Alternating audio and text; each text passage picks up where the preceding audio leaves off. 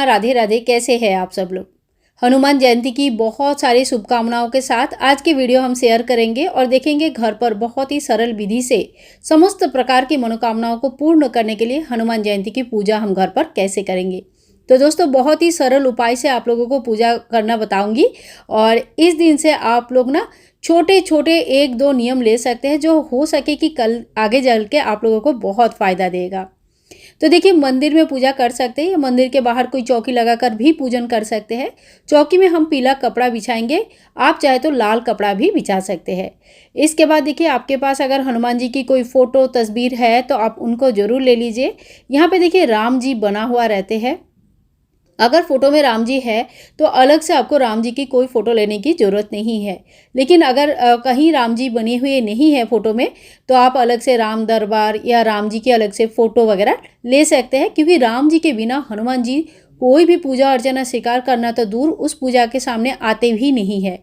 यहाँ पे हम धूप दीप कर देंगे और चौकी सजा लेंगे। इसके बाद कोई भी मांगलिक कार्य शुरू करने से पहले भगवान गणेश जी की आह्वान किया जाता है, स्नान श्रृंगार किया जाता है। तो हम ओम गांग गणेशाय नमो, ओम गांग गणेशाय नमो, ओम गांग गणेशाय नमो इस मंत्र का जप करते हुए गणेश जी को स्नान कराएंगे और बहुत अच्छी तरह से अंग पुसून करके फूलों की आसन दे के गणेश जी को विराजमान करेंगे। गणेश जी का स्नान जल तुलसी में नहीं डालनी है, बाकी कोई भी पौधे में आप डाल सकते हैं। इस बात का विशेष ध्यान रखिएगा। गणेश जी के स्नान होने के बाद अगर आपके पास भगवान श्री हनुमान जी की कोई विग्रह है तो आप उनकी पूजा आज जरूर करें। अगर विग्रह नहीं है तो आप जो फोटो है, फोटो की पूजन कर सकते हैं। उसमें जल का थोड़ा सा छींटा देते हुए भाव का स्नान कराएंगे। अगर ऐसे विग्रह है तो हम बहुत ही बढ़िया तरीके से उनको स्नान कराएंगे।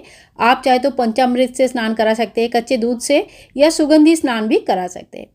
इसके बाद बहुत ही अच्छी तरह से अंगपोषण कर लेंगे हनुमान जी का और फिर उनको फूलों की आसन देके आसन में विराजमान करेंगे।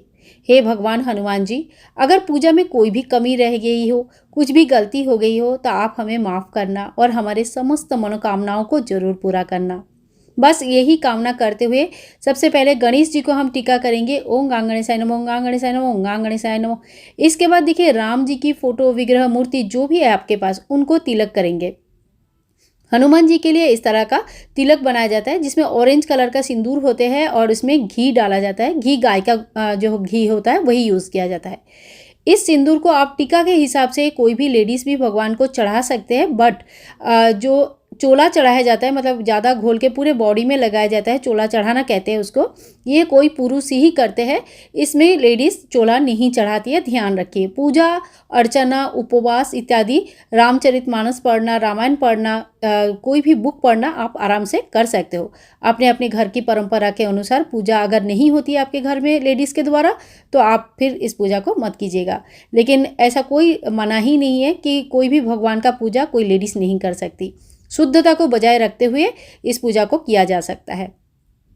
इसके बाद समस्त भगवान को हम फूल चढ़ाएंगे, दुर्वा घास चढ़ाएंगे भगवान गणेश जी को, और जैसे जैसे आप फूल चढ़ाते जाओगे वैसे वैसे सभी का नाम लेते हुए फूल चढ़ाएंगे। मदार या आँख या आंकड़े या आकंद, बहुत सारा का नाम से जाने जाने वाली इस पौधे का एक पत्ता कम से कम आप लेके आइए और इसमें भगवान श्री रामचंद्र जी की नाम लिखिए। जय सिया राम लिख सकते हैं, राम नाम लिख सकते हैं, और जितनी भी आप लिख सकते हैं उस तरह से राम राम लिख सकते हैं। इस पत्ते में राम लिख के आप चाहे तो इनकी माला बना के भगवान को पहना सकते हैं, बहुत खुश होते हैं वो। और नहीं तो एक ही अगर पत्ते हैं तो इस तरह से आप राम नाम लिखिए और भगवान जी के सामने इस तरह से हम इस पत्ते को रख देंगे ताकि वो राम नाम पढ़ते रहे। राम नाम पढ़ना उनके सबसे प्रिय काम में से एक है, सबसे प्रिय चीज़ है जो वो राम नाम जपना।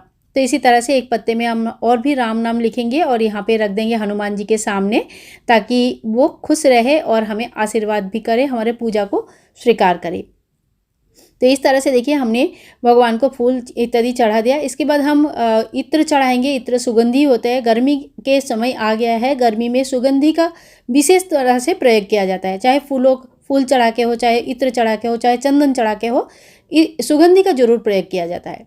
तो इस तरह से हम सुगंधि प्रयोग करेंगे। इसके बाद हम धूप दीप दिखाएंगे और भगवान का पंचोपचार पूजा करेंगे। पंचोपचार पूजा में सर्वप्रथम सुगंधि होती है, धूप दीप होता है, पुष्प होता है और नैवेद्य होता है। तो कम से कम इन 5 चीज़ों से भगवान की पूजा किया जाता है। और इसके अलावा आप षोडोपचार पूजा कर सकते हैं, बहुत तरह का पूजन कर सकते हैं, बहुत बड़े लेवल पे हवन इत्यादि करके भी पूजन कर सकते हैं। इसके बाद हम गणेश जी को अलग से भोग लगाएंगे, क्योंकि गणेश जी की भोग में तुलसी दल नहीं चढ़ती है, तो गणेश जी को अलग से भोग लगा देंगे। भगवान हनुमान जी को इस दिन गुड़, चना, ऋतुफल, मिठाई, लड्डू, बूंदी इत्यादि बहुत तरह का भोग चढ़ते हैं। तो आप जो भी अरेंज कर पाएंगे उस हिसाब से भोग चढ़ाइएगा।